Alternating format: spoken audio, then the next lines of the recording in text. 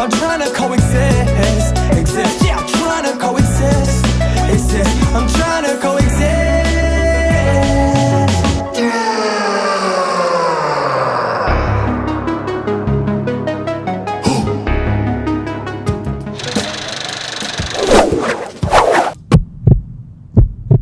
We are back with more Ethics Skill Podcast. Today we have Taniyah Drayton. She wrote a wonderful book at only 16 years old, Unlocking Your Ecstatic Energy. What is this all about? Reaching in to find joy and happiness. What Taniyah Drayton shows us in this book is that you can be afraid, you can still doubt yourself, but at the end, when you reach deep inside and you start learning who you are and you start identifying that a lot of the fears that come in your mind are just a product of your imagination, of things that never happened, of your own fear manifesting in different ways. You decide to live your life regardless of the fear that you have inside. That's what this book is teaching us.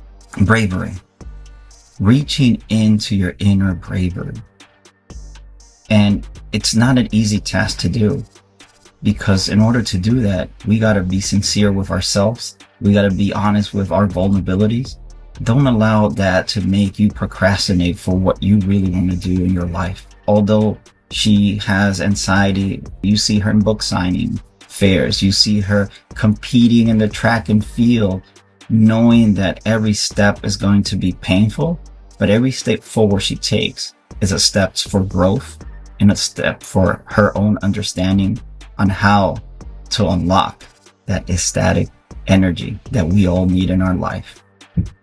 That's what we're going to be talking today at Ethics Skill Podcast. Do not forget to subscribe, comment, like, and let's start. Unlock your ecstatic energy.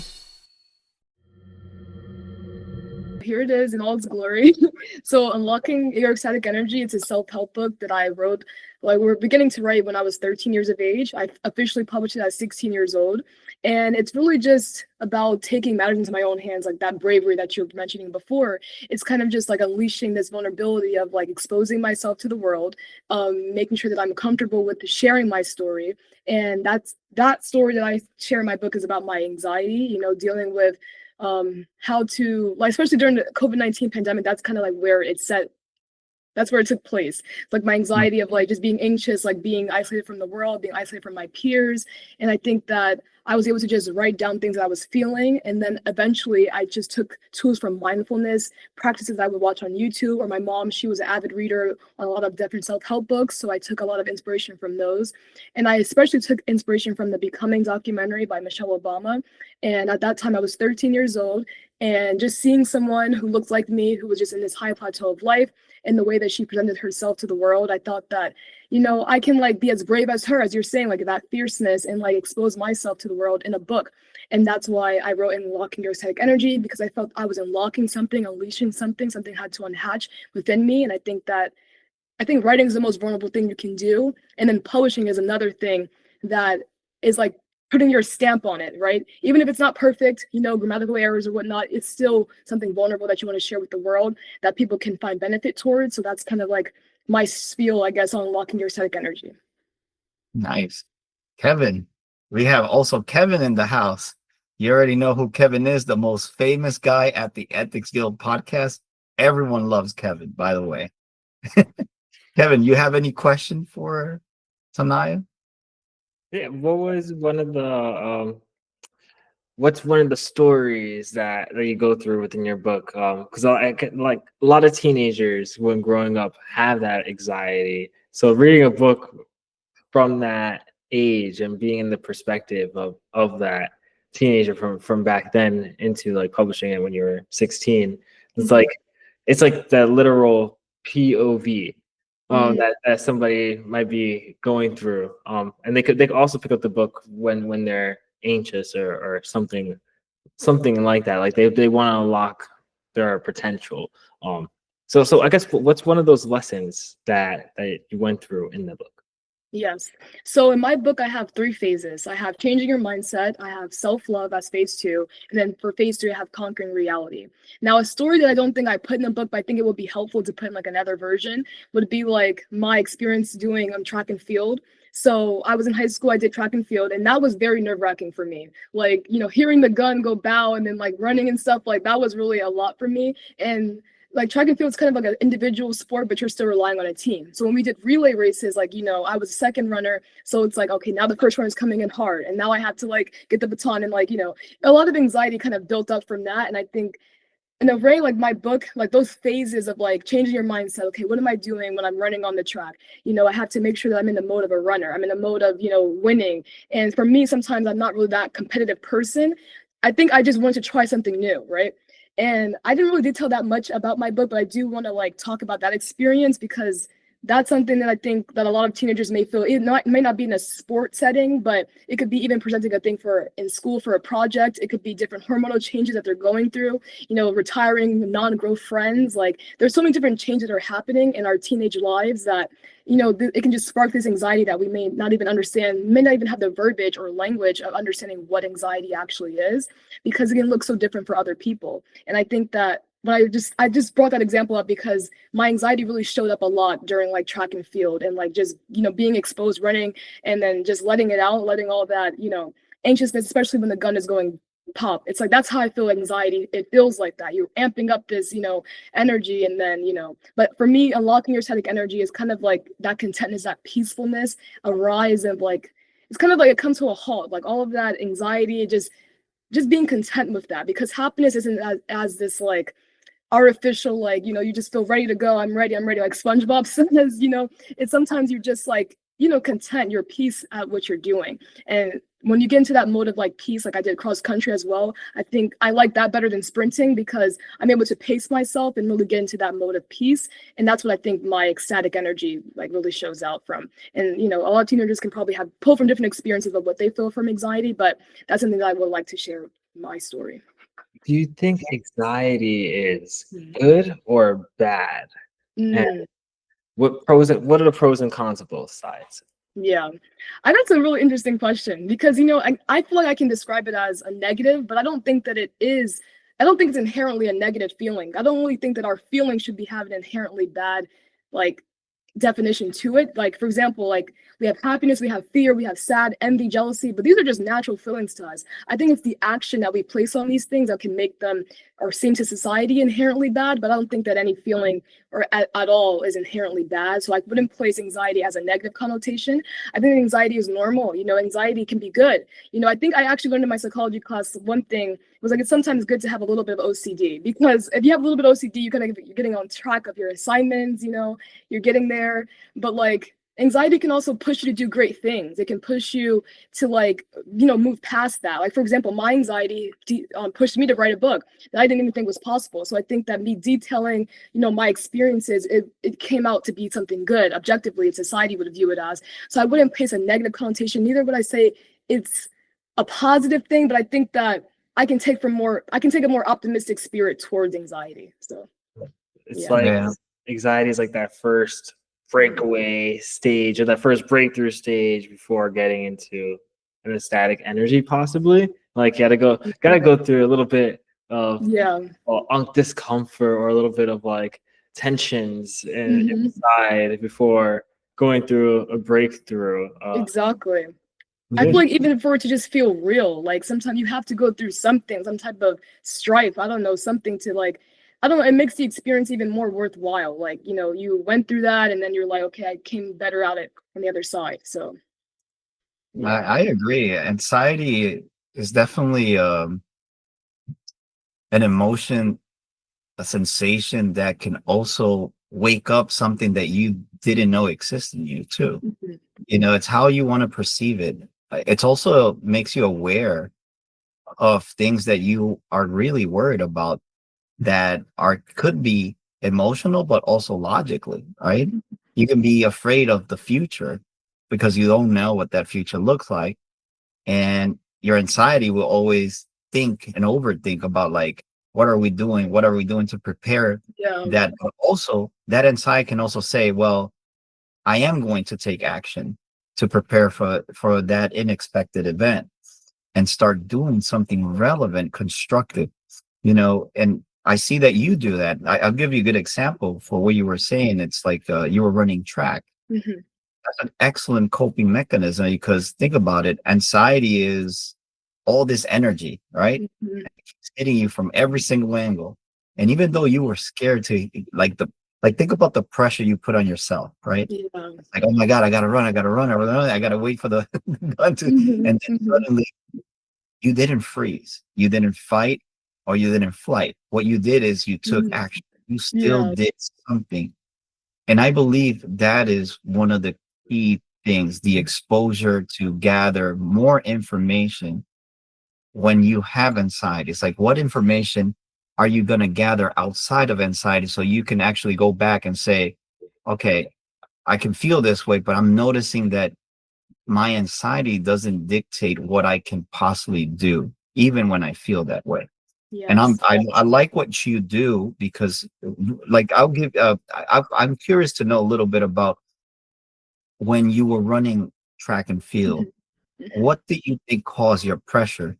Because this kind of pressure also inspire you to pressure yourself to write this amazing book too. Mhm. So Yes. my question is that where you think this pressure generated?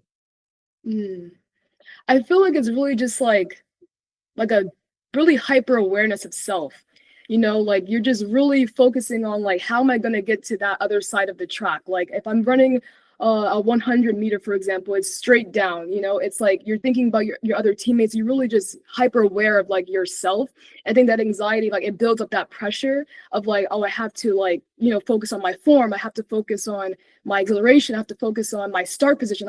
It's like so much things that's going on in your mind. And I think that's what builds up that initial pressure of like trying to just be better. Because I think in track specifically, it's like you're trying to PR, you're trying to get your personal record, you're trying to beat you. It's you against you. But I think that that can also be a lesson towards life. You're always trying to be better than yourself. And even if some people have unhealthy comparisons to other people in the world, inevitably it's really just against yourself because like we're growing each and every day. We're literally shedding layers of ourselves from our epidermis every single day. Like we're growing, and I think that that's a big pressure to have, to just feel like you have to constantly evolve. And for me, like I'm trying to be an ambitious person, right? And I think that like that my anxiety kind of pushes me to do that as well, which is why it can be a positive thing. And again, like we were saying again, it could also be a negative just because it's like when am I going to be content with self?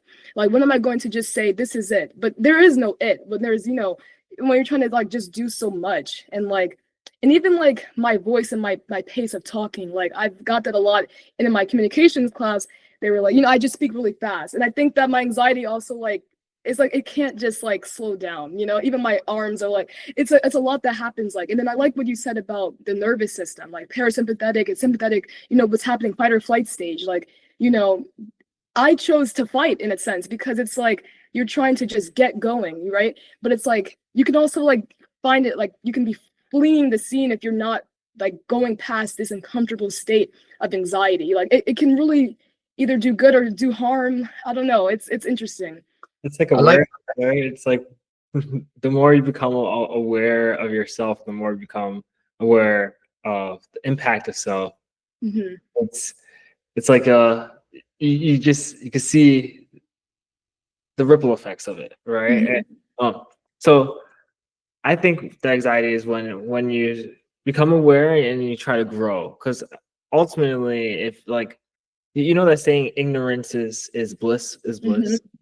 It's when you're ignorant, you're not really looking to grow or looking to be better, right? And when Yeah. you're just going through. But when you're aware, you look for growth. You look for the details in the self to basically it's like carving. Like you're literally like carving like Michelangelo. Like you're carving your Hmm. marble, and Hmm. it's like shedding the pieces. It's kind of like painful. Like Yeah. for example, for my anxieties is pausing too long in my sentences. But before I used to always say ifs, and do a lot of filler words. But now I become aware where I just do like a slight little pause rather Hmm. than saying if Yeah. things like that. But but those are little stages. It's like now I'm on another stage where it's just I have that little gap silence, and it took me a while to get used to the awkwardness in the gaps. Yeah. But it's like little fillers that go through it.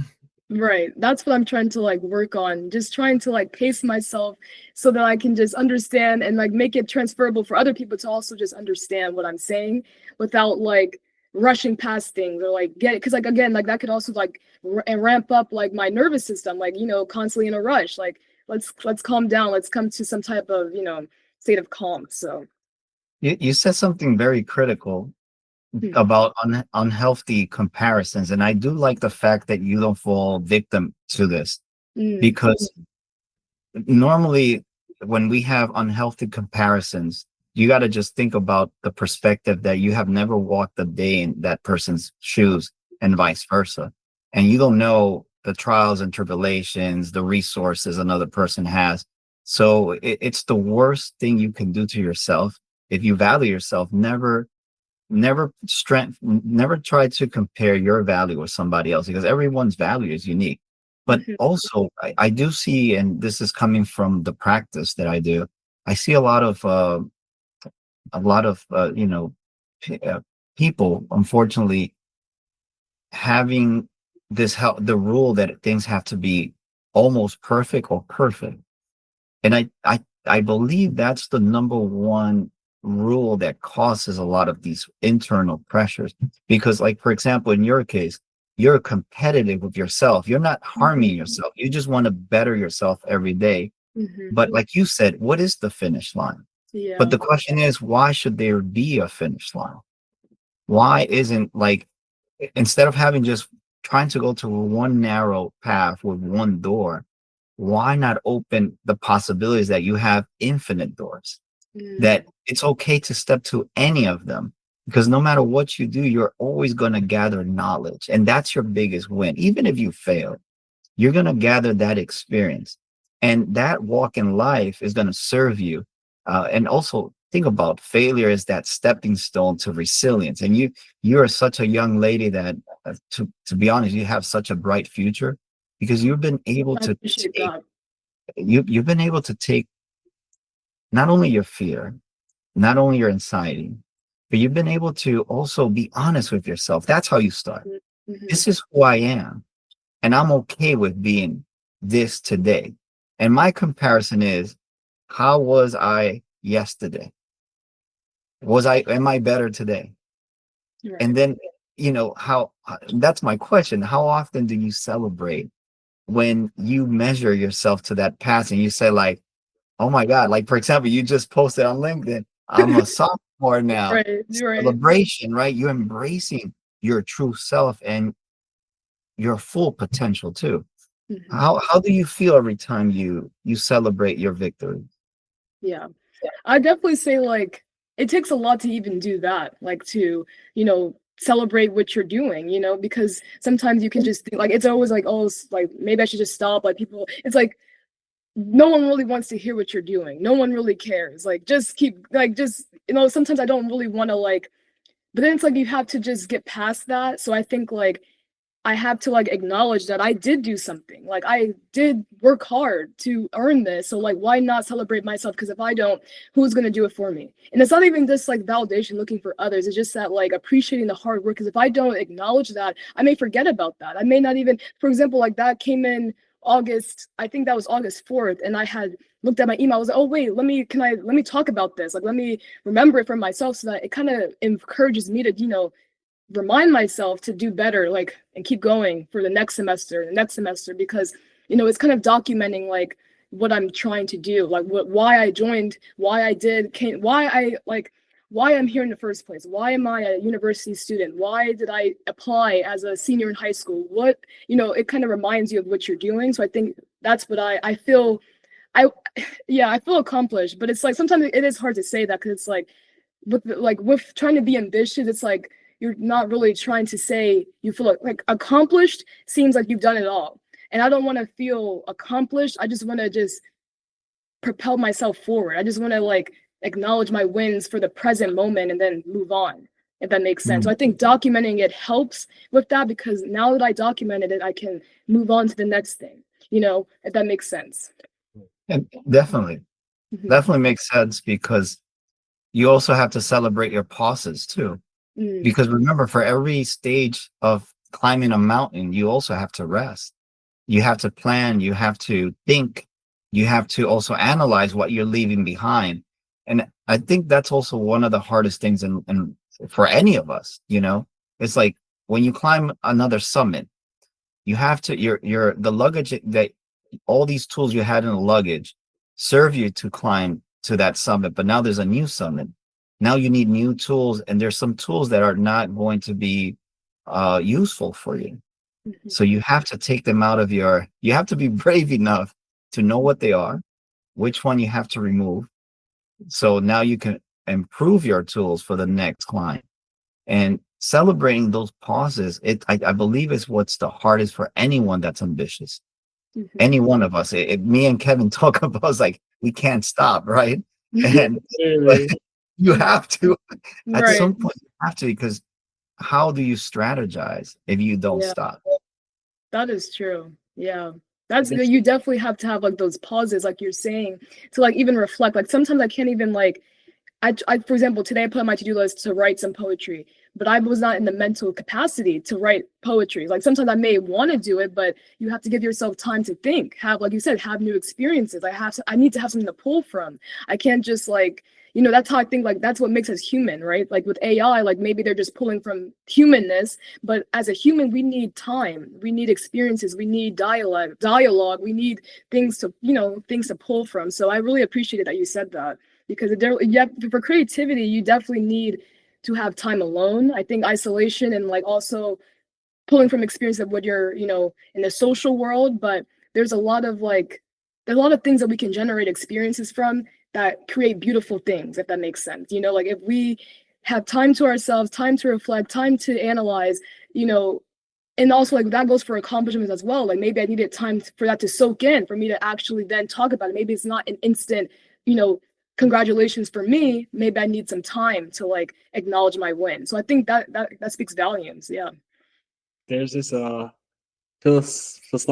philosophy about Greek. It's a Greek philosophy about this god who pushes up a stone up the mountain. Oh, I Yeah, think I know who this is. Yeah. you're right. And he has to just imagine him being happy as he keeps pushing up the mountain and rolls back down. And he pushes up the mountain. And he does that for basically Mhm. eternity. But how can he be so happy just pushing a stone up the mountain, right? Right. But like, what is it that makes him so happy pushing it? But that's the philosophy behind it. Like we all have a stone that we're pushing up the mountain. Hopefully, right? Hopefully, we all have that stone that we're pushing up the mountain. That's what gave that God the purpose. All right, so within that myth, my stone of my philosophy and my stone that I'm pushing up the mountain is human experiences, connections with the camera, right? Like that's one of my stones. So you can do so much with the camera, and there's so many different avenues, so many different ways that you could utilize it, so many different techniques and abilities to have. I considered it my golden key, my golden stone uh, for it. So what's one of the golden stones that you have that you're pushing up the mountain? And Mhm. you will see that you're pursuing in your education, in life, something that you see yourself happily pushing up that maybe no one else might not understand, but you do. Right. I feel like that's a really great way to like ask about like your purpose, right? Like what's like driving you? Like what's your motivation to keep going and like do these great things? I feel like for me, it just drives to like see how far I can take it. Like how far can I take this persona? Because for a long time when I was in middle school, I used to just say, I want to be sophisticated. Like that's like I just took on this persona of like I just wanted to feel that way. But I think that for me, it's like I want to also like contribute to society. I want to just be somebody. I want to be important. I also like that's something that kind of drives me. And also, sorry, my dog in the background. But there's also something that I learned. I took philosophy class this semester as well. So I feel like all of these things are just hitting, like sociology, philosophy, psychology, like hitting on a lot of things right now.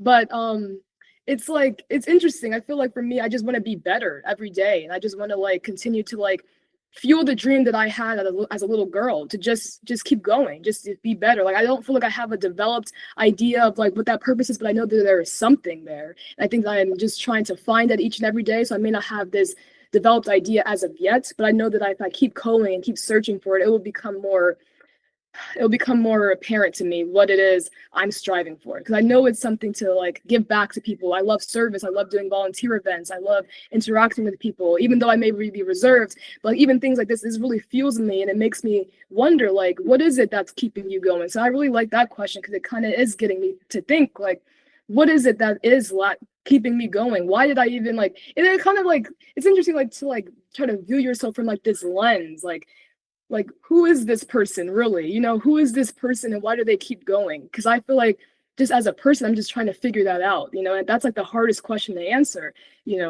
as a human, like trying to figure out what is your purpose and what is driving you. So yeah, I feel like I'm still searching for it, honestly. And it could be multifaceted, right? Like the greats, they Michelangelo knew about biology, engineering, physics, Yeah. sculpting, art. Yeah. He knew about, probably even knew about music too, right? Or did he make maybe, but Right, maybe, yeah.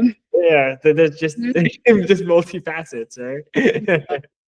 One thing I would say about Taniyah when I met her at the book signing, one Mhm. of the most beautiful things about her is her being okay with her vulnerability. Mhm. And like, for example, most people believe that being emotional or being a little sensitive about certain things, it's not it doesn't showcase a lot of power, but as a matter of fact, it does Mhm. showcase power. Because when you are okay with being vulnerable, you're Mhm. being sincere to who you are and why you feel the way you feel. And Right. that acceptance liberates you. Mhm. And it also shows the other people that how true and genuine you are about Mhm. yourself. And Yeah. one thing when I went to the book signing, I saw that in you. And this is the reason why I approached to you, not only because of the content of your book, Mhm. but also being how, and the word is not, in this case, is not even brave, is about being okay with how you feel about yourself and the environment and accepting what came in. And even though a few tears can come out, you were still standing there. So walk me through Wow. Yeah, that. that hit me, honestly. Wow. Yeah, that's big, because I'm imagining what you're talking about, like me in that space, and like just feeling okay to experience your emotions, like that passion. Because people, I think I'm a part of student government, like at K University, and we had recent training, and we had a Gallup on like it's like a psychology thing, right? And they like, it was like basically like to like get to know like our personalities, like so that we were more comfortable with our executive board. And my 5 traits, I believe it was connectedness, harmony, um, a learner, relator, and I forgot the last one. I think it may have been determined. I'm not sure. But I think that connectedness is a big part of like what that was my number one, connectedness. I believe harmony was my second one, and relator was my third one. So I think that connectedness being my first one makes like that's like one of my strengths. And I think that really spoke to what you were talking about, because I think I strive to like find human connection, find genuine like understanding, because we're all trying to grow, we're all trying to elevate. I feel like, and we need to be real with each other. I think that sometimes it's so easy to just like pretend and like put on this false persona and not really like getting true emotions out of people. Like, and I think social media has a lot to do with that. You just see like these false perceptions of people. And I wrote a recent poem, is like, we love each other's ego. Like we love to like just see like this perfected version of people. And that kind of makes that what you were saying before earlier, like sometimes like that anxiety, it can be rooted in trying to be perfect, trying to put on this act of like of your humanness, when what we really strive for is to be real, to be connected, to have that's how real connection grows, by having genuine conversations and having real things happening. So that's kind of, I really like that, and that really resonated with me, because and it is like, for me, it's like, dang, I don't want to cry. I didn't really expect to cry. I didn't want to cry, 'cause I'm like, sometimes it is seen as a weakness. It doesn't seem like I'm being strong. It doesn't seem like I know what I'm doing. I'm stumbling, I'm stuttering, like, who's gonna listen to me? I'm like a mess. But like, at the same time, it does, like you said, it shows power, because a lot of people are stifling their emotions. They're suppressing what's really within, and sometimes it's hard for people to it comes out in different ways. And I think that for me to release that in that moment, it's like, it's better for me so that it doesn't get stuck and stagnant in my body, because stress and trauma can trap itself in the body, and it can show up in harmful ways. And I don't want to like ever stifle my feelings. I think that I've been fortunate enough to be able to express my feelings in my environment, with my family dynamic. And I think that that's, everyone isn't that fortunate for that. But I think that that's what I want to promote to others, like to feel comfortable to do that, because it's important, and it's needed. It's needed for growth, and it's needed to understand yourself better as well. I do think what you did was healthy too, in a psychological realm, because think about, if you contain all these emotions, what would it do later on? You will become implosive, right? So this is where I believe you have the emotional intelligence and maturity to understand that, if that's like putting atoms and adding atoms to an atomic bomb, you're accumulating them, right? At some point, it's going to have a nuclear reaction, and it's going to, reach not only to damage yourself, but to damage those around you. This is why I do believe that the day at the book signing, you showed real personality and real character, because although you were there and you had, you felt emotion. It wasn't that you were crying because you were sad. No, you were emotional to see the support, to see the people there listening to you. And then you stood up, you teared, but you never moved. You were still there. And let me tell you, that was the moment that I said, that is a genuine human being. That is the real validation of what a strong woman should look like. Yeah, I definitely like your sentiments, like exactly, like seeing everyone like in the crowd. Like I think what really got me too is like everyone having their phones out recording. I'm like, whoa, like this is like this is scary. Like I'm not a famous person, like what's going on? Like I just wanted to like see, like just everyone's watching me. Like it's a lot. And I think public speaking that's a lot. I think there's actually a phobia of public speaking.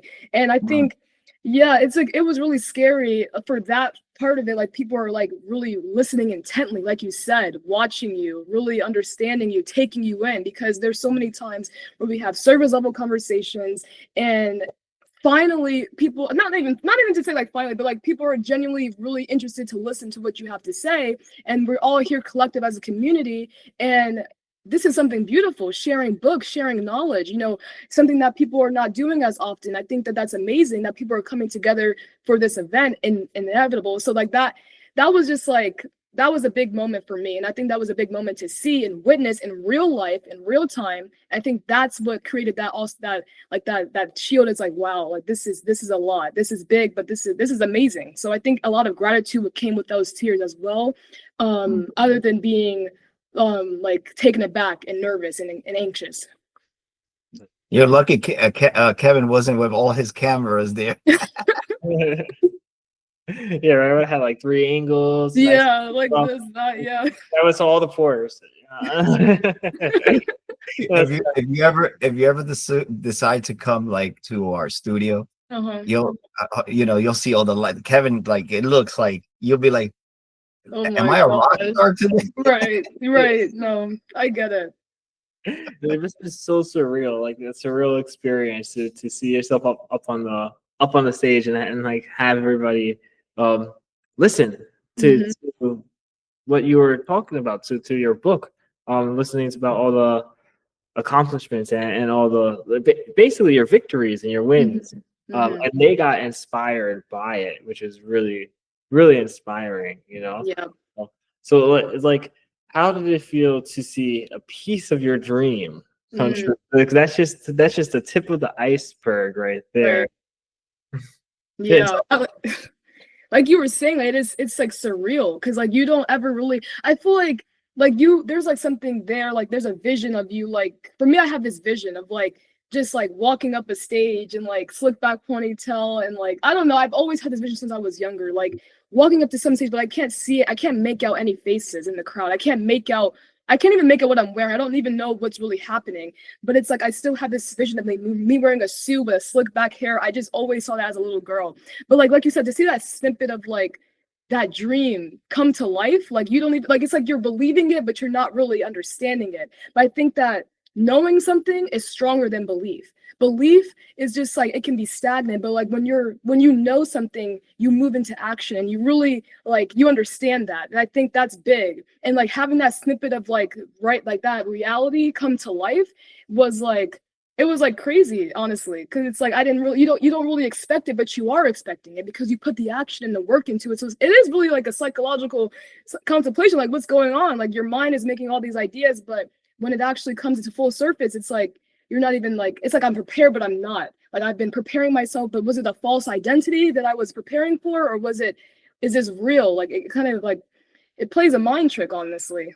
Like Yeah. it has its funny games, right? It's like it's a funny contradiction between the faith and believing Mhm. and the doing, the process and the actual like piece that goes into it, right? So it's like you have this piece where you're just working constantly Yeah. at something. For example, like writing the book, drafting it Mhm. down, Mhm. revising it, Yeah. drafting it, like revising the revision, Right. reading it to somebody else, then Mhm. revising one more time. Right. And it's like I know this book is gonna go somewhere, but Mhm. it's like the actions of each step along that was like the revisions, like that was an act of faith. That's an act of belief. Like I know it's gonna be big. Right. Revise it again. Another act of faith. It's Yep. like, no, it's gonna be big. Mhm. Rise it again. Another act of faith. You know it's gonna be big. Then boom, you're on the stage. Right. And It's it's just like, like, whoa, now like I have to know this is gonna be big. Like now I have to confront that reality. Like this is big. And I think yeah, that's like the hardest thing to like, to do. Like, yeah. yeah, I also have to admit also that your family was such a huge support in the Mhm. crowd. You know, Mhm. I had an opportunity to speak to your father. Oh Uh, wow. Yeah. he said he didn't know I was going to invite you, Yeah. and just talking to him, listening to the way he thought of you was Mhm. very invigorating. Mhm. And you know, speaking about your book, Kevin and I, we sometimes have book authors, and we talk about like a book is a piece of consciousness that we write on paper. Mm. When you wrote this book,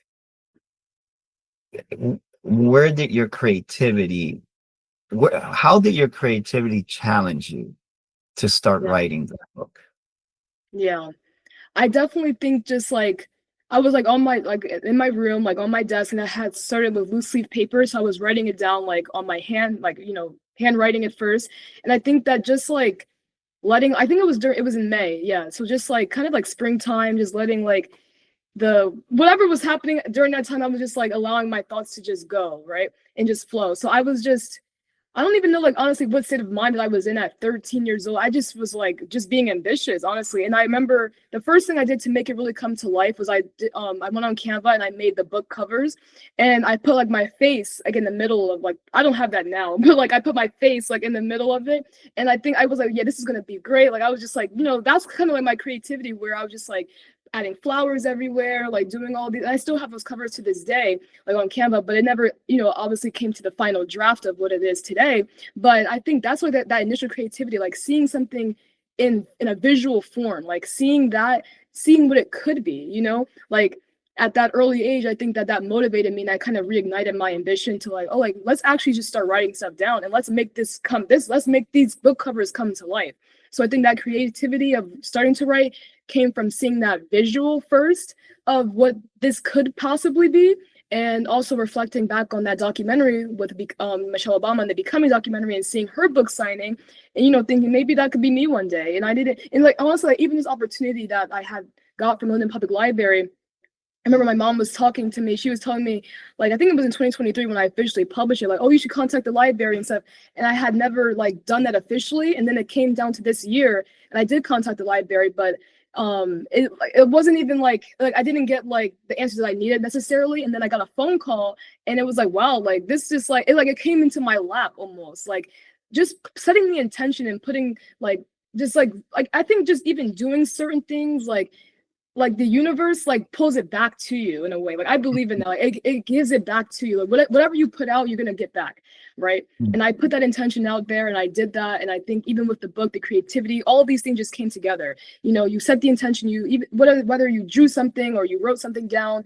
You know, like even like putting I put Taniyah Drayton gonna be a household name. Like my mom's she writes affirmations all around the house. Like just seeing those things, seeing those visions, like it really motivates you to believe. And then again, I would go back to the believing and then knowing. Like when you start to believe and then you just start to, you have to have that imagination. Like that imagination is key. And I think no matter how old I get, I have to still have that imagination, because it's really you are your limit. I think your mind is the one that's going to be the limit to your success. And that's the only thing that I keep thinking of. And even if my anxiety, I cannot let my anxiety tarnish my limitation. I cannot let my anxiety be my limitation, rather. I don't want that to be tarnishing my reality, what I see for myself, and what I even can't see for myself. There may be greater than what my vision is telling me. I don't know what the future is to hold, but that creativity that you're saying, I feel like it stems from just believing in self and doing something, just being vulnerable to put yourself out there. That's where I feel like the greatest creativity comes from. So yeah. I believe you're journaling through understanding that anxiety can be a great friend to you. And for those that have anxiety disorders or panic attacks, when they start learning that anxiety can be such a great colleague, a great friend, to let you know how stressed you are, to make you aware how nervous you could be. It helps you prepare for those moments. And I believe what you're saying, you're journaling through those moments of looking at as I once feared you a little bit, but now we're becoming acquainted, and now we're developing a relationship. And then you can be thankful. Thank you, anxiety, for letting me know that today I'm stressed, that I need to rest. Or thank you that I have too much energy. My anxiety is telling me I need to go for a run, And so I see how you're journaling through it, and your book kind of tells us that a little bit. Yeah. I have one more question. I know Kevin has probably 1,000 questions I could say. What chapter was the most emotional one that did bring some tears that you have to write? Yeah.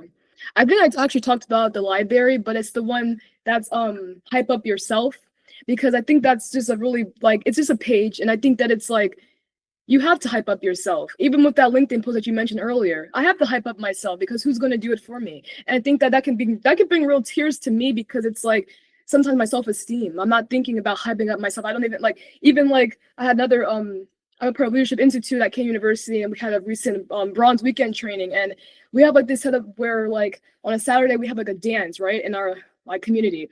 And I'm not a party person, right? But I have like these influential leaders who are all around me. They're like, you know what? Like just get up and let loose. It's really my anxiety is no. Like no. Like my body's my body stiffens. Like my feet are stamped to the ground.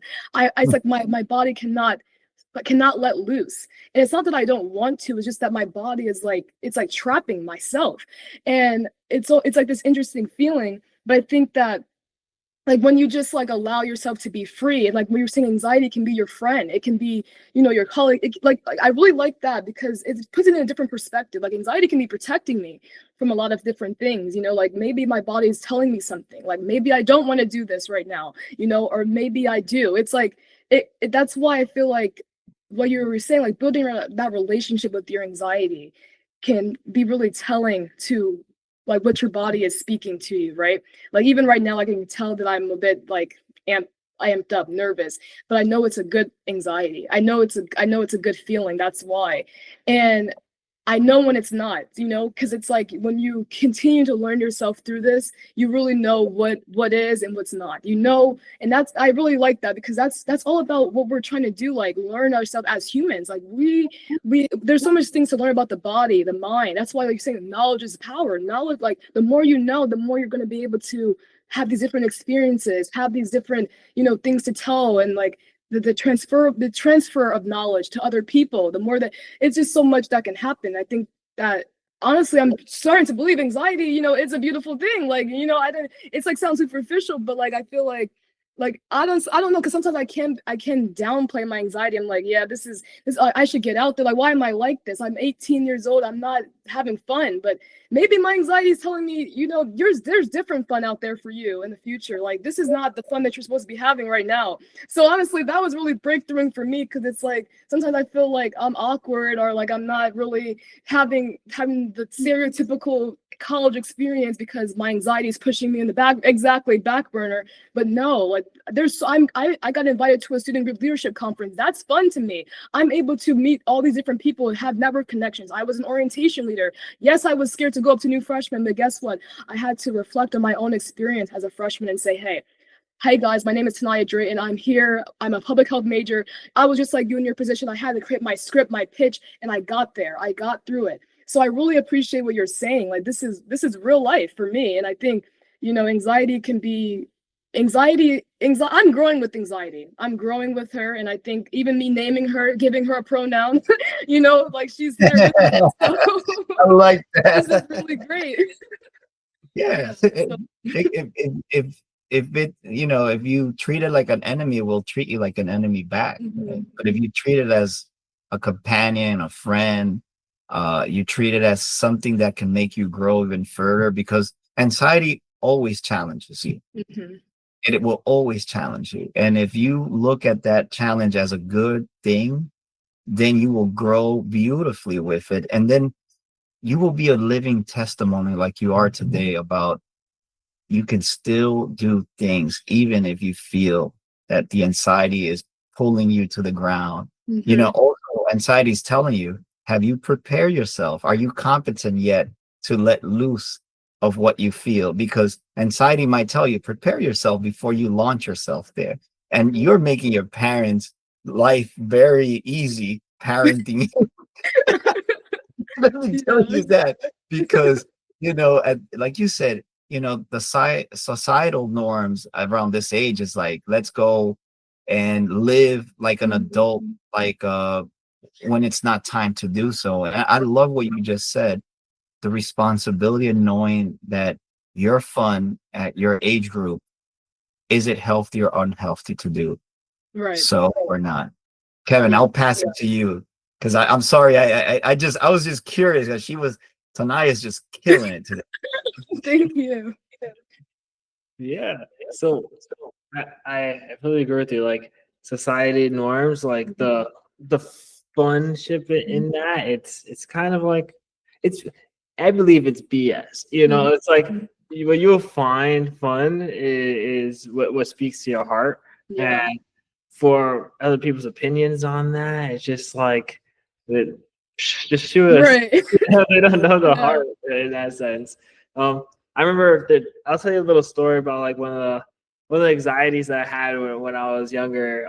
During a college project, so it was like a photo project that I had to do, and I had an anxiety moment, and I felt like it was going to destroy me. But instead of it destroying me, it actually built me up, and it raised me like a phoenix. Like, it brought me out of the ashes. It brought me from tears to having a sword on my hand.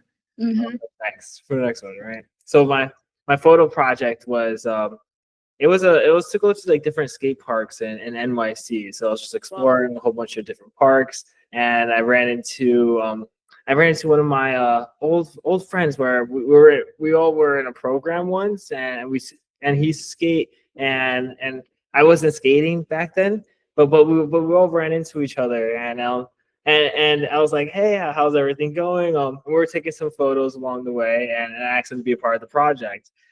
So we just went to different parks, but I was like a wallflower in a sense. I wasn't like as social, so I didn't talk too much. And my anxiety started building up, and I started having like a little panic attack at the park. And then next thing you know, like I just left the park, and I left it like crying, and I was like, oh, why did I leave? Why did I leave, and why am I crying? And I was like, why do I feel like this right now? Right. Well, I'm pushing like so hard in the street. I'm like why, like I literally had like a fight or flight moment. Like, Yeah. I did a flight and I was just pushing hard. I'm like, why is this feeling here? But then next thing you know, it's like it's an experience that kind of needed to happen, right? Because if it didn't happen, I wouldn't know the feeling that was there and knew that it was just that I wasn't gonna die. Right. Like you're Yeah. not gonna die during it. If I stood longer, like Mhm. a magic could have happened. Yeah. Something really cool could have went down into it. So Yeah. during those, what I learned from that experience was just to stay with the feeling just a little longer, just to push through with it. And it could be uncomfortable, right? But then it could get better because then the next thing you know, I couldn't give up on my project. Like my project was set. Like I really wanted to really do good on it. So I had to pick myself back up and go out to the different skate parks again to start asking like random skaters if I could take their photos. And then next thing you know, I started building out like good banger photos. Like I started getting like really good shots, like some shots like with the shadows, skaters and bowls, some people like in the air, like things I would thought I never would have got before. But I don't think it would have happened without me going through the first experience of like crying and in my anxiety and being like, oh, okay, why did I feel like this? Now I gotta push through and I can't give up, you know? Yeah. I think a lot of people are gonna go through experiences like that too, for anything that they care about. Because I cared a lot about that project. And it's like Yeah. I didn't want that project to go downwards, and I felt like I felt like a failure in that moment. Right. But I feel like that also like it built resilience and it also like birthed like a greater creativity within you that you were able to keep going and like find like I feel like that's what it speaks to a lot. Like anxiety, like you have like I like when you say you can stay a little longer, see how long you can stay in that and it just builds like you have the stamina to keep going. And I think that's what we're trying like that's with anything. Like I'm not that good at math, but I know if I keep practicing and get through that mind thing, it's like, oh, what is going on? If I just keep going, then I will, you can just get better at it. It's like a sport, like anxiety, you can just it's just something you can get better at. You can get better at like going through those tough feelings. Like we're all gonna experience like tough things in life. Like it's inevitable. Like going anything you're trying to do for greatness, like it's gonna be a tough ride, and that's gonna be some sorry nights where you're just like, I don't even want to do this anymore. Like I don't even know why I'm doing this. Like why did I sign up for this? Like it's like that's why I felt sometimes that even my orientation leader job, I'm like I don't even want like I'm like this is not me. I'm not that social. Like I don't know why I like pushed myself to do this. Like what was I thinking? But like you said, like you just come out greater from it too, and like you have to keep going. Just wait a little longer in that moment, and then you birth something amazing. So 100%, 100%.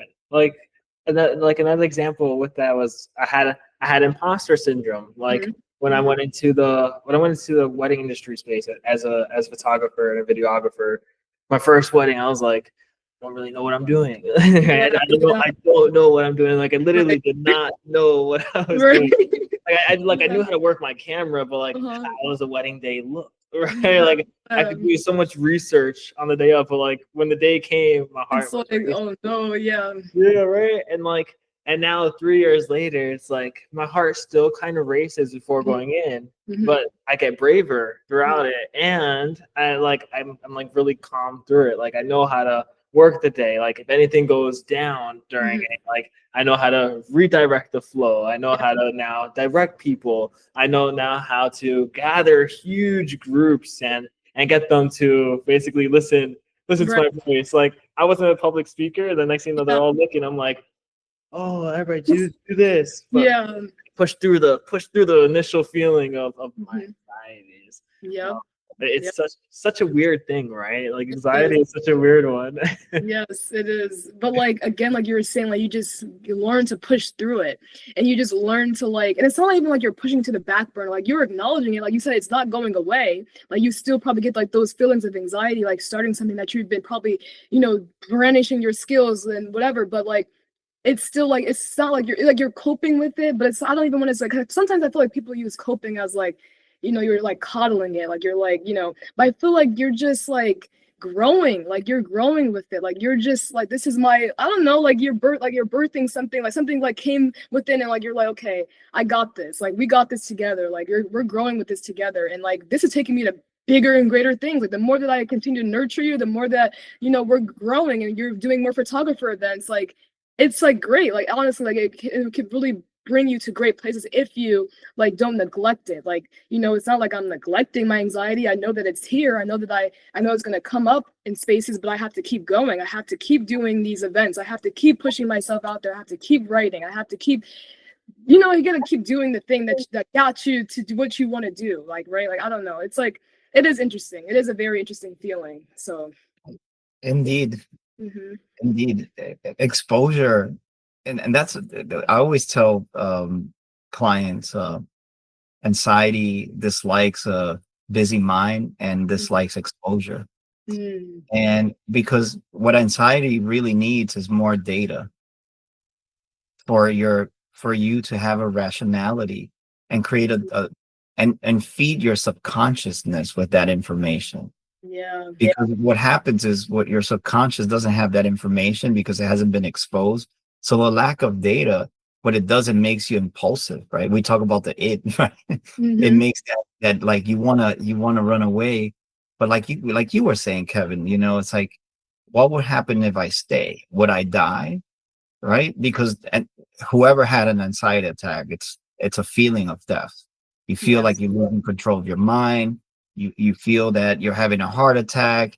Some Mhm. face numbs up, right? Yeah, that's very Horrible real. Yeah. experience. Yeah, it's a horrible experience, but at the same time, if you're able to withstand that emotion that it's so intense because your adrenaline is pumping into your heart and your heart is beating up really quick.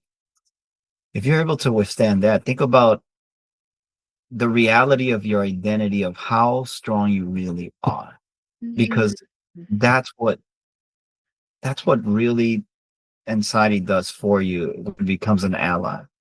It really Yeah. portrays your identity of you, how brave you are, and also the fact that you're able to build your personality in a way that is different. Because think about it, if you never fear anything, what kind of personality would you have?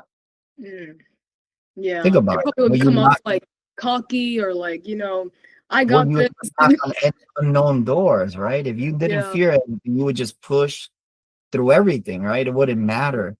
Anxiety is because you care about yourself Mhm. and you care about the environment and you care about knowing, but you're scared about knowing because you don't know what's on the other side, but you dare to explore it too. So I like what Kevin was saying because I remember him working on this skateboard Mhm. project. We at that time we worked together, and I remember Wow. Kevin. I was like, Kevin, yeah, I know, just keep going, man. And he Yeah. went and he went. I wanted to ask both of you guys this question. Your resilience is definitely outstanding. I think I feel like you guys are like brothers and sisters to me. How resilient you both are. Yeah. Right, high So, five. Yep. so let me ask you guys this. What do you guys believe triggered this this whole idea of always being resilient? What you think magnifies your resilience? Where do you trigger it from? How does it start? How did you spark it? Because you guys are very resilient. Mm.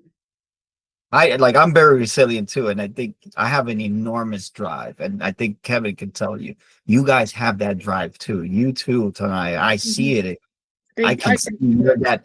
you're that person like Kevin that pushes and Yeah. pushes and pushes and doesn't know anything else besides like I'm gonna drive it until even when I make it, I'm still gonna go further than that. Yeah. So like to me, my resilience comes from that drive. Mm. Where does that resilience come from you guys? Interesting. Mine is, to be honest, mine is what how far can I push myself before I die, right? Mm. That's me. Like how what will I be satisfied with who I am if I were gone tomorrow? Mm. That's my biggest thing. I like pushing myself and not giving up on things because life is short, but life is a parry at the same time. Like life doesn't have to be taken like so seriously, because the next day, like even like the next like 2 hours, you never know. You never know. Like it doesn't even have to be a full day.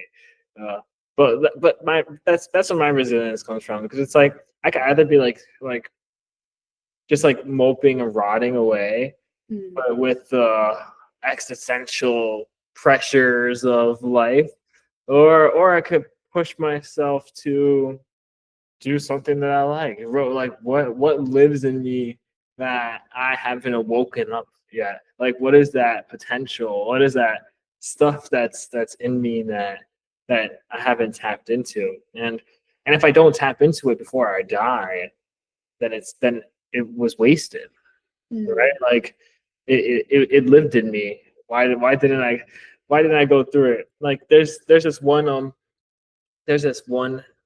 quote that I really like, or like this one thing that really makes me think about it.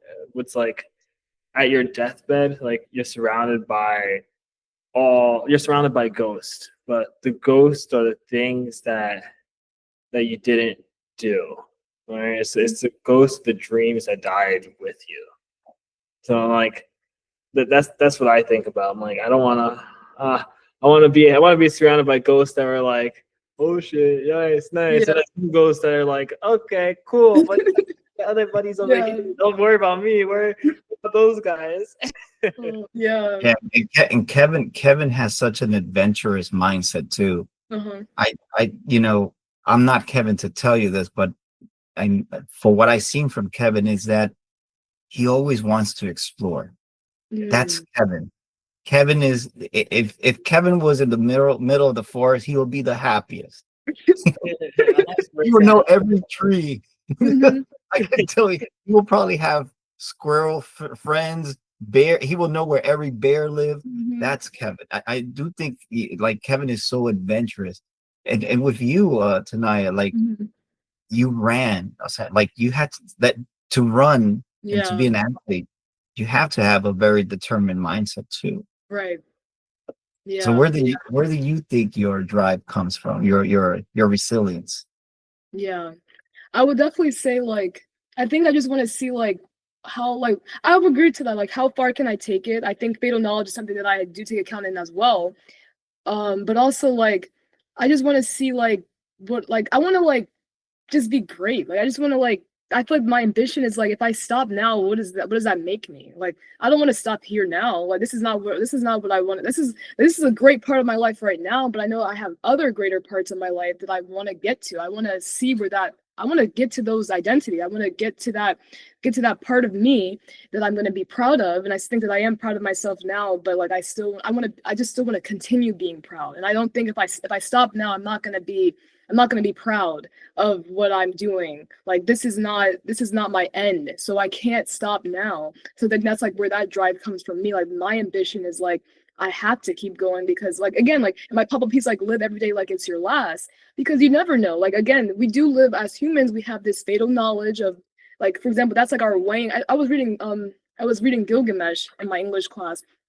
And like that's like with the like he's a king of the wall city of Uruk, and the thing about him was like he was half human, I think, and half god. And it's like he has like this like having like humans who have this fatal knowledge, and then it was like his friend, I forgot his friend's name, but he grew up in the wild and he didn't really have like that access to like human like our brains and like fatal knowledge as animals do.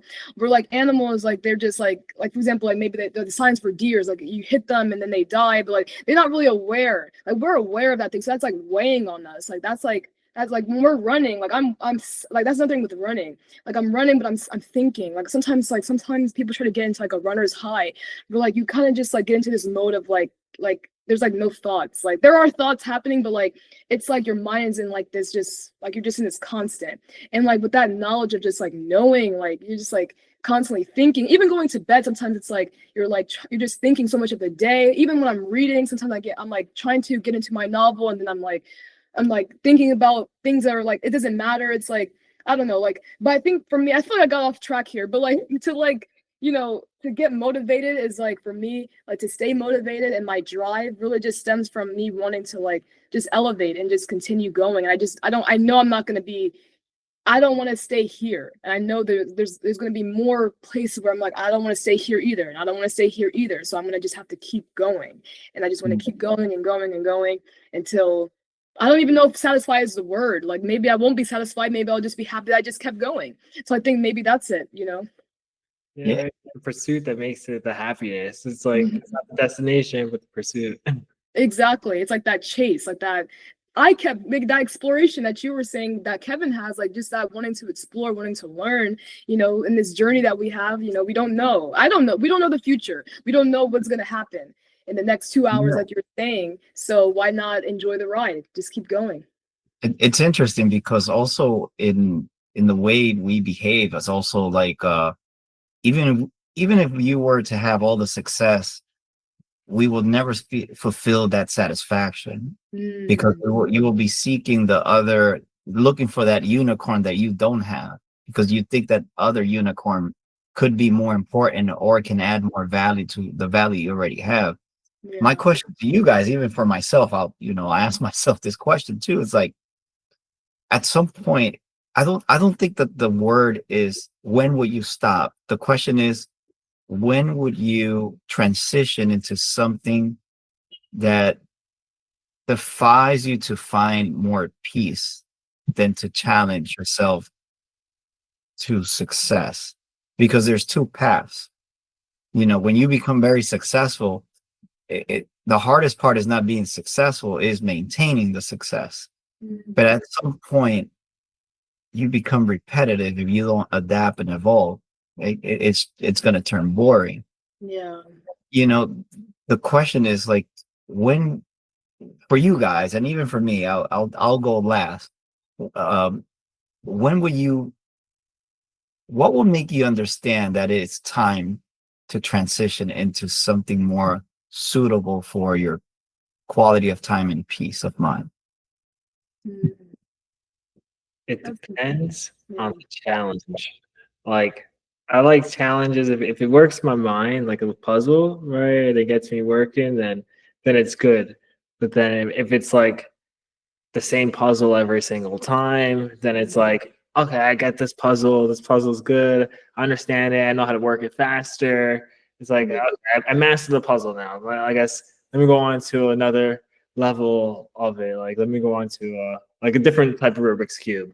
And then it's like, okay, now it's like you mastered all the Rubik's cube. It's like, okay, let me try the triangle puzzle.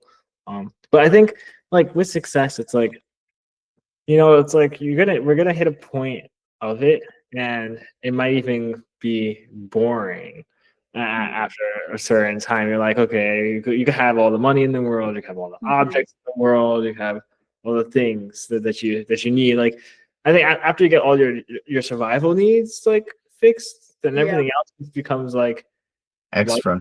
Yeah, it's all extras, luxuries, and then the extras and luxuries are boring because then all your survivals are met, and like the hunger for the thing isn't like you got to have the hunger and the curiosity there for something like I think those two elements have to be alive in you even when you're successful, because then if they're not, it's just gonna go downhill. But I think that's one of the things to maintain success, but also to appreciate it and to know when to transition. Like when the challenge gets too repetitive, or if the challenge is too easy, but you don't really want a hard enough challenge too. It's like getting into flow state, right? Like you want the challenge to be just a little bit out of reach, where you can't like fully reach it, and it's just slightly difficult. But you don't want it to be like too hard where you're struggling through the motion of it. So it's like, in order to obtain flow into it, it has to be like that right balance of like difficulty with confidence.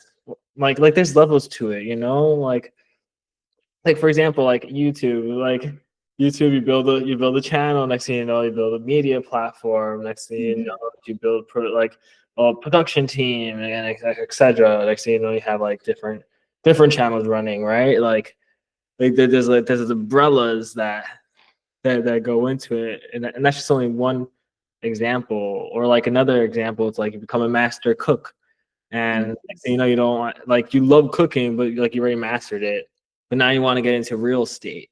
You're like, I also like houses, so let me try to like learn what the houses are like. So it's like that. It's like just the world, you could explore so much in. You could explore so much in the world. When the challenge gets too easy, try to find a different challenge to get you in flow again. I like What about that. you, Taniyah? Yeah, I would say like a lot of what you were saying reminded me of like Maslow's hierarchy of needs, of like how like once you get like your basic needs met, like your food, your safety, maybe love as well, and then you get your self-actualization stage, like that top of the pyramid. It's like when you're trying to like, you're looking for that, like we were saying, like being curious, like you're trying to like feel that, like that hunger mind, like that hungry mind that's gonna keep going. But then it's like, I guess like for me, it's like if it gets too repetitive again, like I don't think I like routine, but I also like to grow. And I think that if I just had the same routine, I wouldn't be growing, because it's like now I already know what I'm expected to do. Like say I want to be consistent with running. Like for me, I'm not like after I was on a team, like now I want to be more consistent with running, but I still just keep saying like, oh, I'm gonna do running, but I'm not doing it. Maybe once I get to that, say, okay, we're running every week. Okay, we feel good. Okay, now that's a challenge for me now. And then it's like, okay, I want to write every day. Let's write every day. Let's like do another book, because that's another challenge. I know that's feasible, but now I have to put these opportunities on me. And then it's like once you like, okay, let's see. Once I get to there, it's like you're gonna find something else to like latch onto. I want to accomplish this. I want to accomplish that. And then it's like, is it like you wanting to do it, or is it like societal's expectations of like so that life has a lot to offer for sure, and I don't think I would ever limit myself from what life has to offer, but it's also like this social pressure to like continue and continue and continue until, how do you even know like if that's what you really wanted to do? Or like that's the thing with wanting to do something, like maybe what you wanted to do turned into something else, like maybe it evolved to this other want, and then it's like you kind of erase like that identity of wanting something, and then you just become like this, all of these things, and then it's like it's just really hard to manage. But when you're talking about like maintaining the success, I think it's like maintaining, nurturing, which you were saying, Kevin, like this ambitious mind, like you're nurturing, wanting to continue to learn, wanting to continue to be curious about how far can you take it in this life that has so much to offer. So I think that mind is kind of like a conjumbling of both things. Like, there's so much that life can offer. So I don't know what I am to like be satisfied with if I don't know what my want is going to be in the next 5 years from now. I don't know what my want is going to be in the next 10 years from now. So I can't be satisfied with something I don't know what's feasible for me. And if that continues and continues throughout my life, then I'm just going to be just becoming all of these things. And then I don't know, like that, it kind of just like, energizes me to do that, to continue to search for that until the search is no longer. I like what you said about becoming all these things, because that's exactly what you do. You become these things. You become your pursuits, and there's nothing wrong with that, because I'm wanting different things in life as you go along, your evolution, right? Like it will trail down to different places. Like for example, when I went to study, I studied for my bachelor in fine arts and photography. And that got me into the wedding industry, but like, but I didn't want to be a wedding photographer, right? But it's just that's where it got me to, right? But so I could still go on with my degree and find different avenues. Exactly. It can be multifaceted, like you were saying. Like, Yes, and that's the best point about it, right? And like now it's like, now I want even something else rather than just playing with the camera. Now the camera becomes more personalized thing, and now I want like an e-commerce type of business. But that transition me from like e-commerce and art. So like, for example, like the t-shirt is from an e-commerce brand from Maestro Galleria, which brings encompassing like my degree, the fine arts degree, right, all into one thing, right? So it's like the photography can be transferable now into another placement, into another platform, to say. So it's, wanting,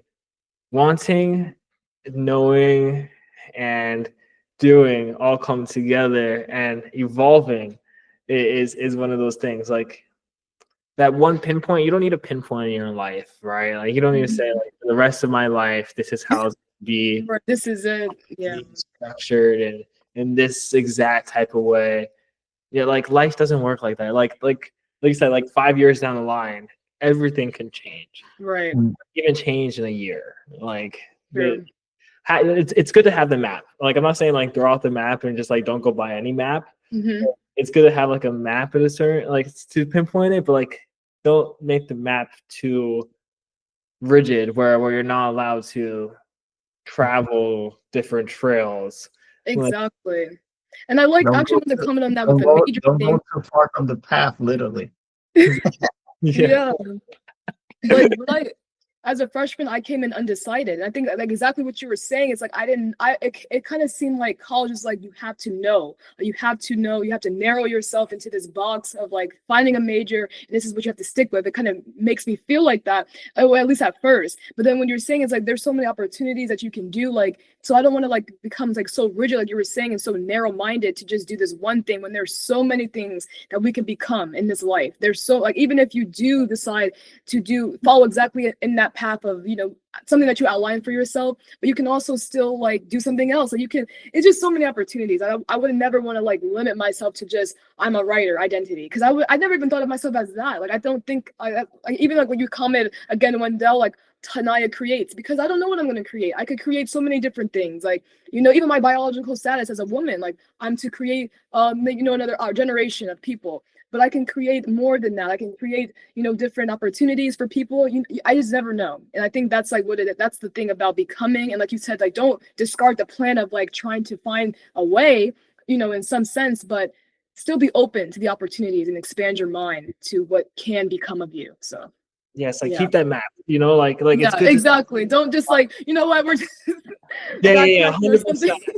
100%. 100%. Like don't toss it out the way. Like Yeah. that decision on one thing. Just it's like Mhm. the accountant can be seen like it's just seen as just numbers. But next thing you know, it could be like the next person that's like running like stock in retail, right? He like just because they know the numbers and know the pattern so well, Yeah. like they didn't know that they were just gonna run stock next, right? And Exactly. you might be able to make more money from that.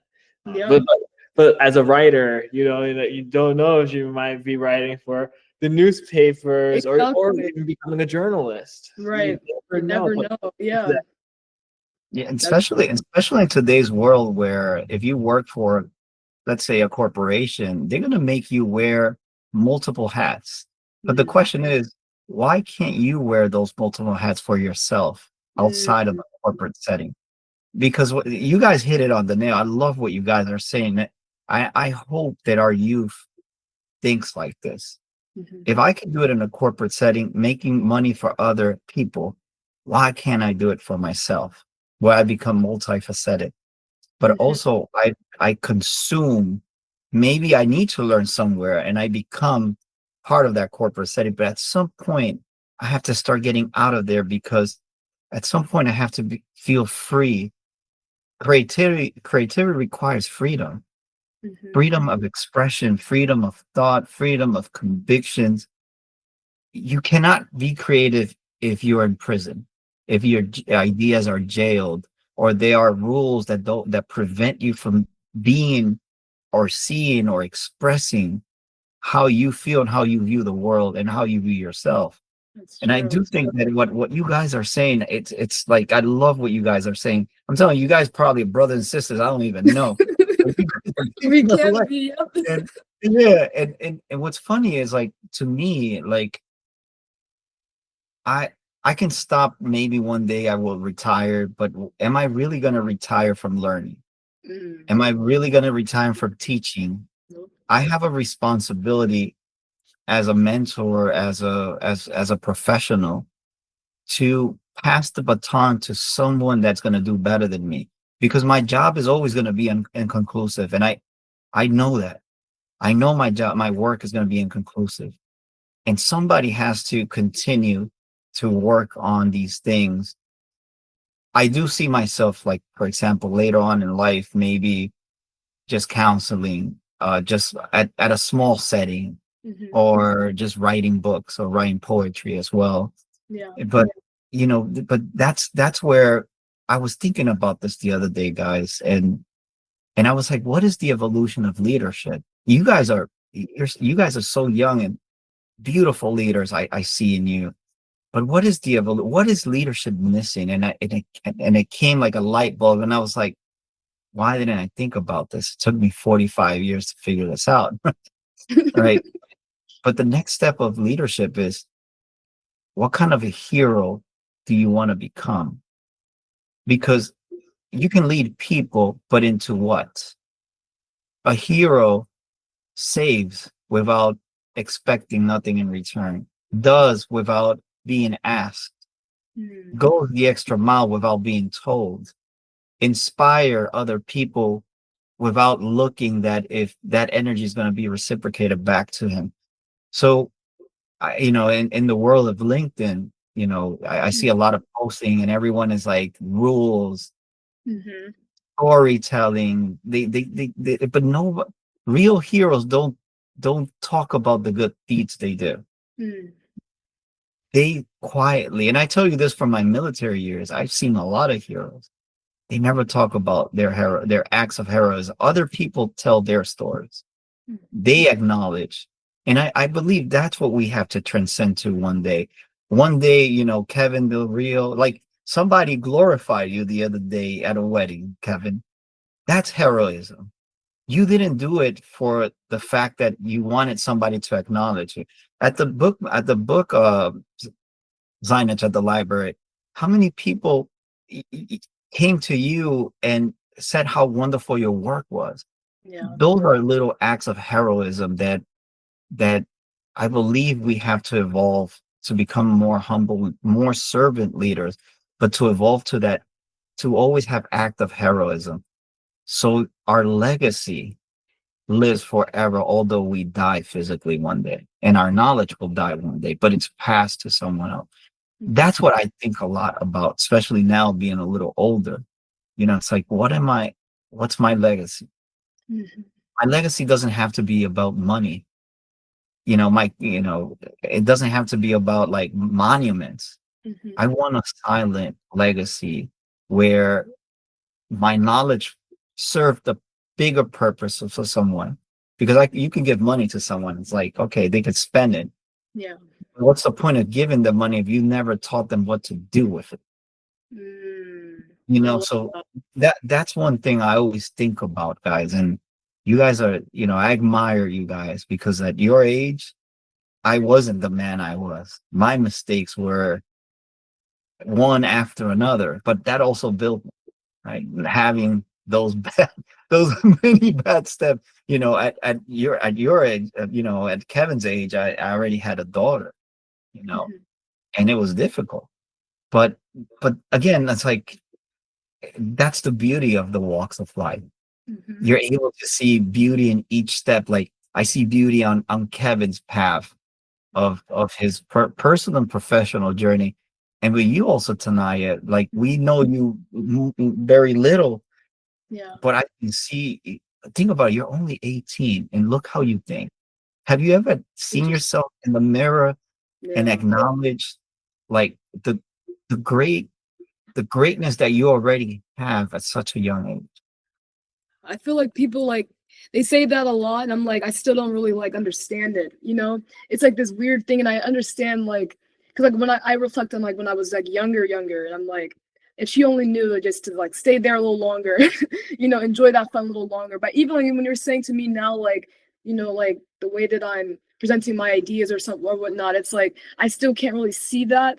I'm trying to. I think it's important for me to acknowledge that, but it is hard to like reflect on at this age, because like I'm thinking, well, like I'm in 2 years I'm gonna be 20, and then I'm gonna be like an adult, I guess, and then I'm gonna have to like, so it's like this concept of age, it kind of traps us. It does, and it kind of forces us in a way to like not really think about like what state of mind we're in right now. So that's why I feel like sometimes I kind of erase age, in a sense that like, and even psychology, like there's social age, there's psychological age, there's biological age, so like, like your emotional intelligence can be different, right, depending on what age you are. So I think that, not to erase age completely, You know, that's why we have age, you know. I'm trying to think of, I know it's called something, but I forgot. It's the Yeah. maturity of, yeah, and you're absolutely right. It's like, I remember, getting advice, and like 5 years later, it's like, oh, this is what they meant. It's like, Yeah, oh, yeah. Like you just like suddenly realize that. And it's like, wow. Like even like if I look back like when I was 16, I'm like, wow, like you were like looking back now, it's like, yeah, you were pretty brave for doing that. Like me now probably would have been hypercritical of my writing. I'm like, I would not publish this. But at 16, I'm like, wow, that you know, I can see that that's a version of myself. And sometimes it's hard to like do that as well, like as I'm growing, to kind of like grieve parts of yourself in a sense of like even like when you were in certain like social settings, like I'm thinking about when I was in high school, I'm like, wow, like, you know, you're really grieving yourself, but you're still celebrating this new version of you that's continuing and growing and learning. Like you said, I think what's beautiful what you said is like about legacy, because right now that you're sharing the legacy right now, like having this platform for me to speak, you know, at this age, like I'm gonna forever remember this because this is something that is building me on my journey. So that legacy is already being built. That legacy is already having a foundation. That knowledge is beautiful to share, because knowledge, like you said, like that's gonna be forever. Money is not, like, you know, this tangible thing is not, like, you know, people can just spend it, like you said, like knowledge is something that really sticks, and knowledge is something that we are always referring back to. Like we're referring, like even in our textbooks, we're thinking about, you know, Sigmund Freud, like you said, Lev Vygotsky, or, you know, there's so many of these amazing, intelligent, you know, beings that we are reflecting back on their work because their schools of thought are still prevalent today. And I think that's the beautiful thing that you're talking about, legacy. Knowledge is power. Knowledge is going to get us to go these different places. So yeah, that's beautiful that you're doing that. and you know something, tonight, you're always welcome to the Ethics Guild podcast. I want you to, I appreciate that. Thank you. me and Kevin always talk about, like, we always want to welcome the doors, especially when, when you haven't reached, I guess, the stage of value where everyone admires your work. When that day comes, God permits, Yeah. I want you to understand that this platform would never close the doors for you. Wow. Even if this platform becomes huge, Hmm. we always want you to feel like this is your home. Yeah. And you can come and discuss anything you want. Again, we Yeah. experiences, right? Mhm. And I like the fact that we have the opportunity to learn more from other people. Kevin and I have interviewed a lot of people in such a short period of time, Wow. and every time we listen, there's so much coming in and it's so beautiful to have. I wish that the future was a place where we have more time to have this kind of quality of time. Mhm. Because it's not like you and I hang out every day. We go to the bar, then we see each other every day, right? But look at, like, this setting, how we can have a genuine conversation. And think about it. I'm 45. Kevin is 26, I think, 25. Yeah, 25. Yeah, and you are 18. Does Mhm. the age matter when there's love? When Yeah. there's understanding, when you're trying to build a community where the communication is clear. We all have different race. Does it matter to us? It doesn't matter. We all look different. This is what real diversity should look like, Right. where we embrace each other's story, and we not only laugh at the stories, and we have a good moment, Mhm. but we are able to express ourselves without fear. Yes. Yes. Yeah. And I like that from Kevin. Like, Kevin, I'm telling you, Kevin is the most famous guy at the Wow, He's Wendell, he kills it. Wendell's a like, great they're one. like every time you have a guest, they haven't met Kevin because they meet me first, right? They're like, "Oh, I know you. I'm like, "Oh God, Kevin." Wendell heals the magic. Wendell, he's a magician. He's a wizard. Like he's great. He's great. At this. Tell them I'm old like a wizard. I don't. No, you don't look like a wizard. Nah, man, you are a wizard. Like, No, honestly, like but he has I love. great touches. Like his like the editing. Yeah. Oh, A1, right? I had to learn how to edit because when we started the Ethics Guild podcast, we had like we know about business, Yeah. but we were never in the entertainment business, right? Mm, So you had to learn about these things, and Kevin has done such a great job with the production side. I'm more like the director, right. and but what makes our platform shine is the guests. Mm, We are nothing without the guests. We are no one without having that other consciousness join us. This mhm. is why I like Yeah, your we do such a consciousness. well job at highlighting the guests too. Like we Yeah. love highlighting the guests in like their main points, like Right. all the inspiration that they have. Like, oh Yeah. my gosh, you like the impact that it has on other people, on like the Yeah. relatability too that it has within like the human story. Yeah. It's so great. Like so many people are gonna relate to your story. I mean, like there's so many like clips Right. and like snippets So of crazy. Yeah. that, To that's think just about. right, But like even like writing like your first book at 13, like Mhm, that POV angle, and like us mhm. being able to now share your first book, right? And then that'll be Crazy. I'm over in like, the second book. yeah. I don't know if you guys that's ever experienced like trying to like zoom out of like the angle of what's happening. And that's what I feel like I'm doing right now. It's like I'm zooming out of like what's really happening right now. Like just you saying that it's like snaps back into reality because we were just such in like a loop of like conversation, of connectedness, and then it's like now we just it's like we're taking a sense of consciousness of what's really happening. This is big. Like this is like, it's like crazy like to think about, honestly. Tanaya, you know Yeah. what's funny? You know, Yeah. like whoever tries to date you is gonna feel so intimidated. We're like, they're gonna try to impress you. He was like, yeah, I Oh wrote my a book when I god. was 13. What you got? You're gonna run. I Oh my can see them gosh. like fleeing, like, whoa, whoa. Right. But it's Yeah, I funny. get that. Yeah. I wanted to ask you this. Like when you Um, wrote the book, what was the audience you were trying to reach to?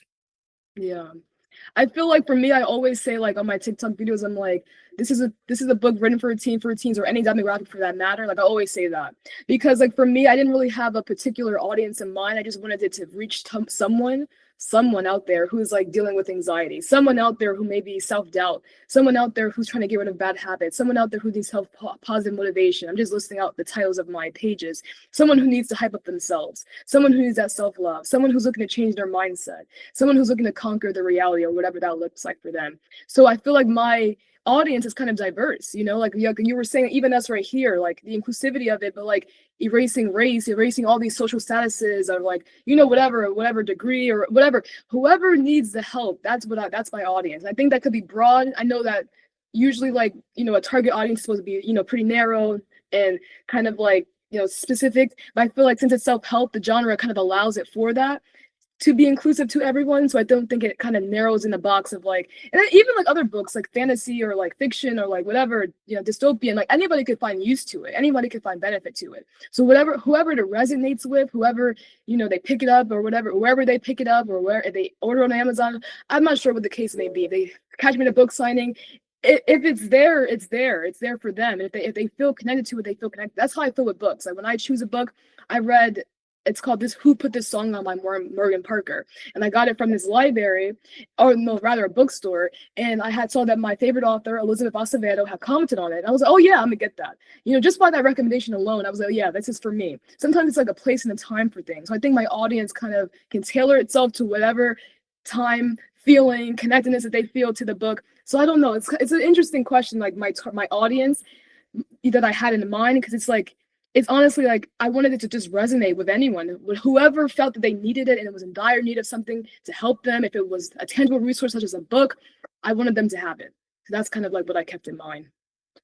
I like what you said, because even Kevin and I, we discuss like who is our audience, and it's like, and the other thing I was thinking, Kevin, I was like, does it really matter who our audience is? Like, because the content is so broad Mm-hmm. and the niche is so like for example, today's episode, right? We're talking about your book. We're talking about Taniyah, 18 years old, bright, eloquent, smart, athlete. There's so many things. Layers, yeah. There's so many layers that you can't say like, oh, this episode is for this audience, Right. because it's like, who doesn't have anxiety in their life? Mm. Who doesn't need this book, Unlocking Your Static Energy, right? Mhm. Who doesn't need these tools, the knowledge? Who doesn't need to listen to Right. That's what, Taniyah? yeah, because it's like I feel like an audience, sorry to cut you off, but it kind of like excludes a group of people. You know what I mean? Like I feel that's what you're kind of getting at here. It's like, why would I want to exclude someone? And I'm not trying to promote like inclusivity for everything, but I'm just saying, like, I know some things there has to be exclusivity for, people to like have this mindset of working hard to achieve something. But I think resources such as this, like you're saying, that should be accessible. Like this is knowledge that should be accessible. That's what creates gaps with things. Knowledge, education is a big factor. Like knowledge is what creates gaps in resources and all these different things. How will we know if we don't share it to others and we create this barrier? Again, I think that exclusivity, like it can be beneficial, but inclusivity is also a beautiful thing. So yeah. Like, I know it's so hard too, because it's like, for me, like, I know it's like we have these broad, like we want it broad, but at the same time we kind of have to have like a little bit of a target, because like we're humans, like Mhm. like we don't, if we didn't have an aim at something, Yeah. like literally an aim, then we would just be walking around everywhere. So it's like Yeah. having like a target audience is like having that long-term map, but you don't need to end up at that pinpoint. All right, like it's just having it there, just to be like an aim Right. towards something. Like for example, like teens, like it's a book written by a teen for teens. Like Yeah. like the aim is like your demographic would be from ages 9 to 16, wherever is that teen ages.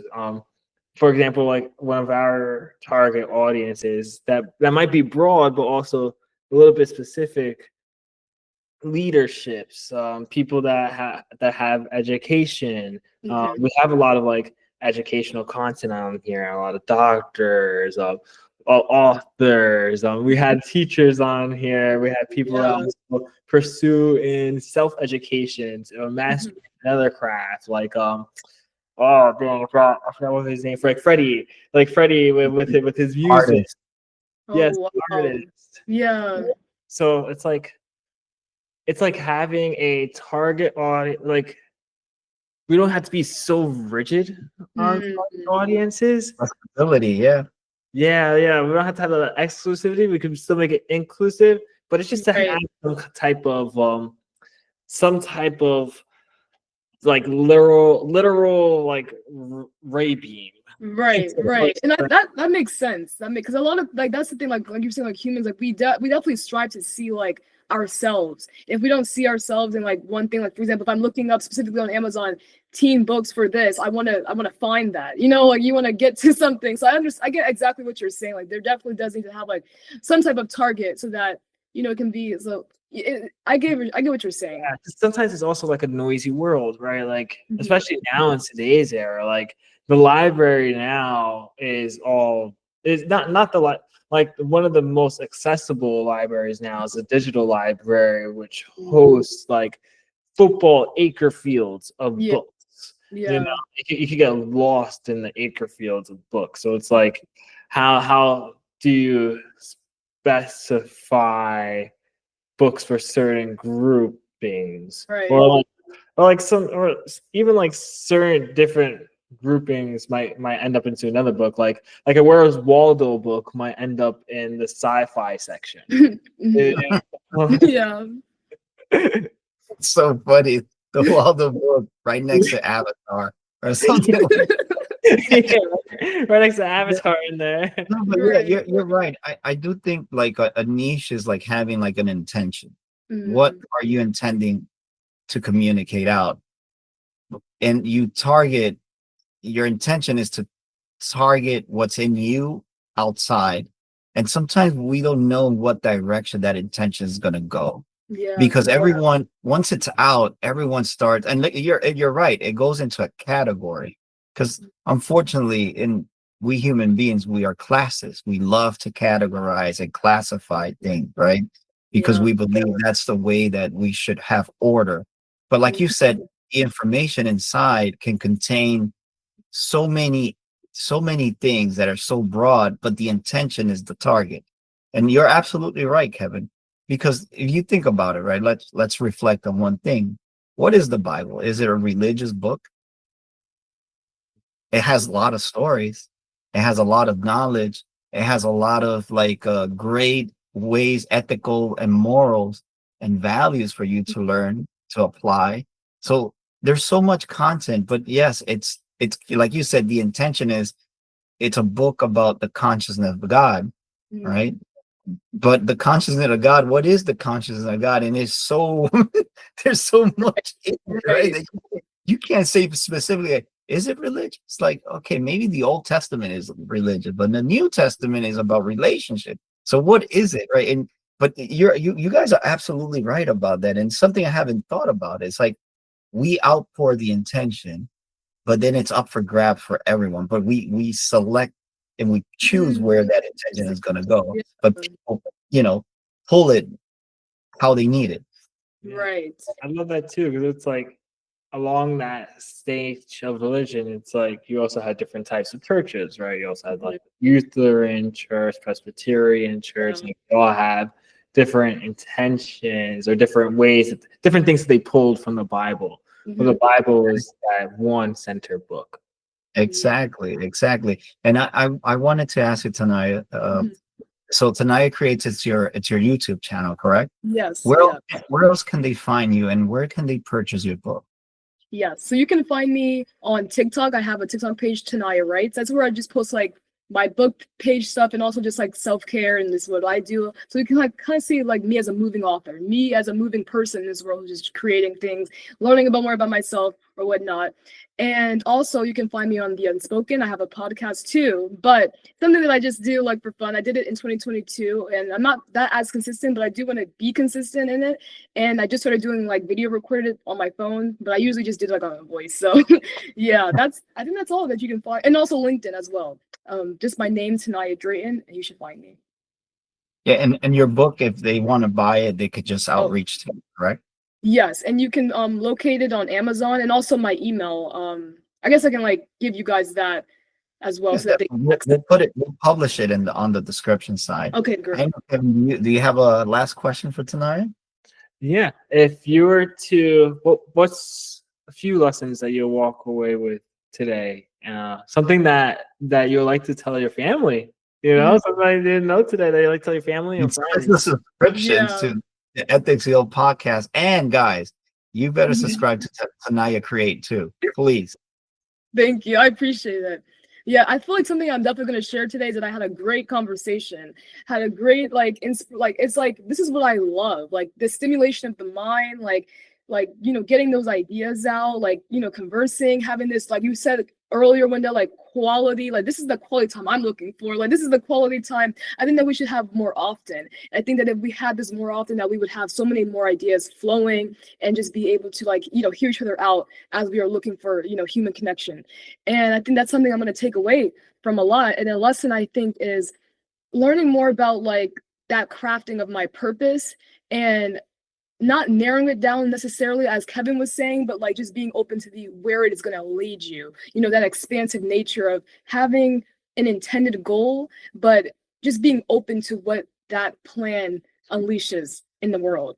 And I think that's what's important. I think I also want to take from that legacy conversation of just like, building that gap, like bridging that gap of knowledge and being willing to share the knowledge, being willing to learn more and listen. Like you guys were saying with your podcast, like you're listening to the ideas of, the speakers who are invited. And there's so much power in like just connection and conversation and learning about others and what they have to say in their stories, and that we're crafting these stories. And I don't know, it's just so there's a lot to take away from this episode. I think that I'm gonna probably just reflect on it as it gets premiered. I'm just gonna just watch it over again, and then I'm just gonna like, oh wow, like that's great. And I'm gonna, it's just so many things that are just like that have been discussed today. And I think that I'm just gonna take with me. I'm not sure how long I will, until my days are over. But I'm probably going to take a lot from this, and I have a lot to share with my peers. I have a lot to share, with people around me. And yeah, there's a lot to take from this. So I appreciate being on this podcast. I appreciate being invited.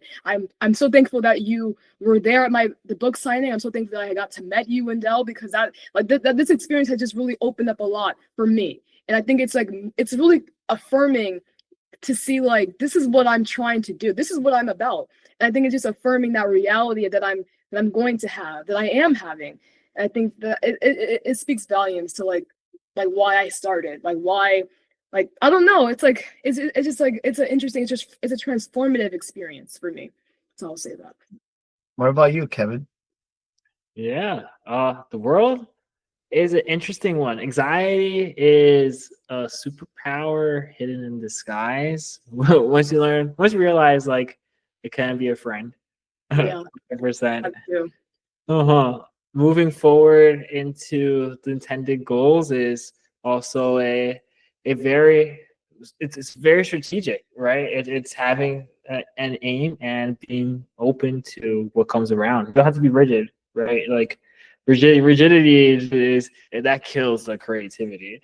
100% kills the creativity. If you don't utilize the resources around, right? Because that's what creativity is, right? How'd you get clay from dirt? Yeah, that's a good one. Yeah. I think for me, it's we need to first and foremost have Taniyah back whenever she wants. That's for sure. She's freaking amazing. So thank you. Oh my God. Wow. You're a rock star, Taniyah. And Kevin, I'm pretty sure Kevin is gonna tell me off camera. It's exactly that. But my major takeaway is, let's consider the fact that the acts of bravery that this young lady has taken for herself and in her life has broadened the path of all these multiple paths that she can take. And today she's here. And although when I first met her, I saw a shy young lady, but as you can see, look how eloquent she is. Look at her true self. Even when she's facing adversity and she could be nervous, this is a real act of bravery. She doesn't look for immediate gratification. She works for the things that are the most valuable in her life.